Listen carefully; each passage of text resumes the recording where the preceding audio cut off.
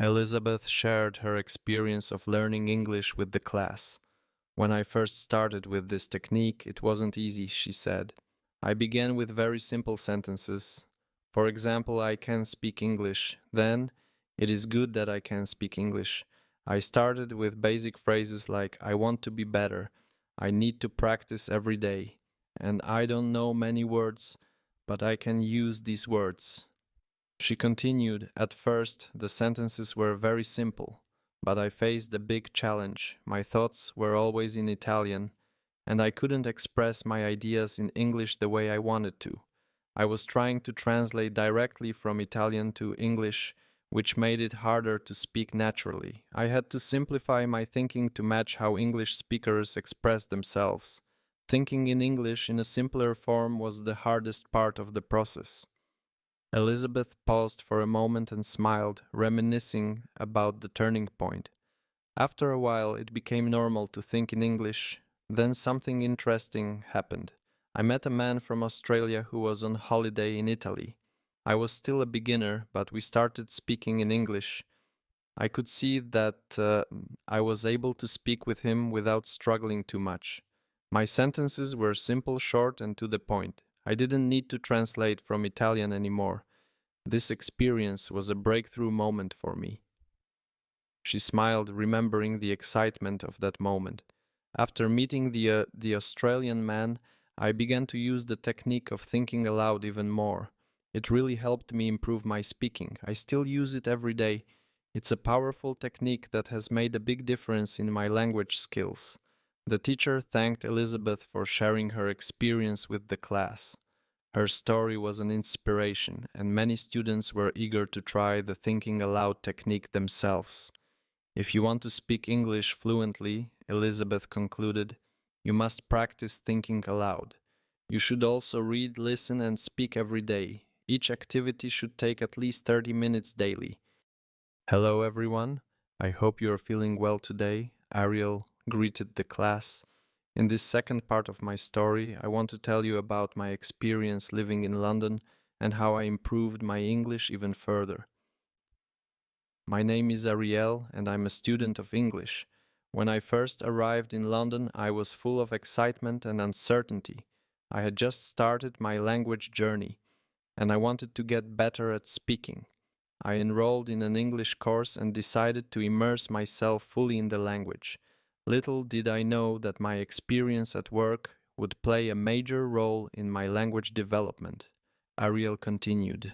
After school, I went to a cafe where I had started a job as part of my training. I didn't know what to expect. I had no experience in this kind of job and I was nervous. When I arrived, I was surprised to see how modern the cafe was. It sold coffee, tea, chocolate cakes, and sandwiches. My boss, who was only 25 years old, had started working at the cafe 2 years ago. She had a lot of experience and knew everything about running the cafe. She was friendly and patient, and she showed me how to prepare coffee, wash the dishes, and interact with customers. Ariel explained how challenging it was at first. I remember struggling to remember 20% of what she taught me. But each day I became more confident. After a few mistakes and corrections, I learned quickly. By the end of the first day, I was exhausted but happy that I had a job. On Friday after my workday, I went to school. A fellow student asked a question that I found very interesting. Sometimes when I speak, I'm not sure if I'm using the correct grammar. What should I do to improve my grammar? Our teacher smiled and responded thoughtfully. The teacher continued, there are two groups of students in our class. Some are learning English because they want to speak fluently, and others are studying for an exam. Let's talk about the first group, students who want to speak English. The teacher paused for a moment. If you fall into this category, you don't need to focus too much on grammar at first. Think about how you learned your native language. You didn't study grammar as a child, did you? You just used it. It's the same with English. The best way to learn grammar naturally is through reading. When you read books, you're exposed to proper grammar in context. You don't have to memorize rules.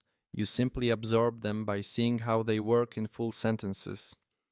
Elizabeth, remembering her own experience, added, I can confirm this works. When I read English books and listen to conversations, I can see the grammar in action. Over time, it just makes sense. The teacher then introduced shadowing as another method. Shadowing is when you listen to a native speaker and repeat what they say, as they say it. This allows you to practice the correct grammar and pronunciation naturally. You don't have to focus on memorizing grammar rules. You're simply copying the way the language sounds. Ariel nodded, remembering how helpful shadowing had been. I tried shadowing at home and began to see improvements in my pronunciation. I didn't care if I made mistakes. My goal was to communicate. Gradually, I started to feel more confident when speaking. The conversation shifted as Ariel told the class about a recent test. On Monday, when I went to school, our teacher asked about our weekend activities. I shared that I had worked at the cafe and I was now feeling more comfortable talking to customers. One of the girls in the class mentioned that my pronunciation had improved. I smiled and explained that I had been practicing shadowing, which had really helped me. Our teacher then asked the class if anyone else had tried shadowing. 3 students raised their hands. One of them, a student from South Korea, said he liked it too.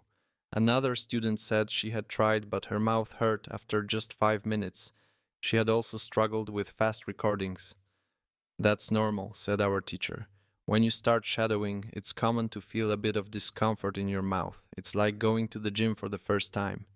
Your muscles aren't used to the new activity. After a few days of practice, the discomfort should go away. And as you continue, your pronunciation and intonation will improve. Ariel was eager to improve even more. The teacher also introduced a website called testlanguages.com. It's a simple test that helps you determine how many words you know in English. After I took the test, I found out I knew 2,100 words. Most of my classmates knew around the same amount. It was a great way to see my progress. One Tuesday, a student in the class asked, I want to practice speaking with people, but I'm afraid I'll make mistakes and look foolish. What can I do? The teacher smiled kindly and shared her perspective. I understand how you feel, but here's what I've learned over the years as both a teacher and a learner of languages. Mistakes are a natural part of the learning process.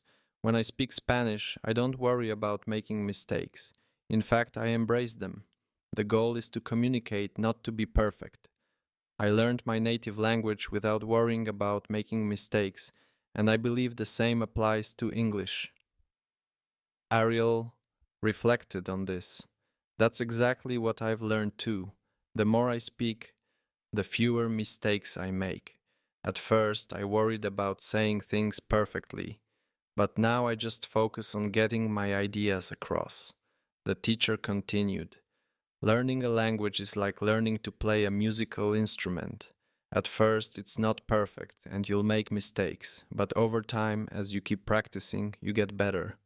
Just like musicians, language learners get more skilled with practice.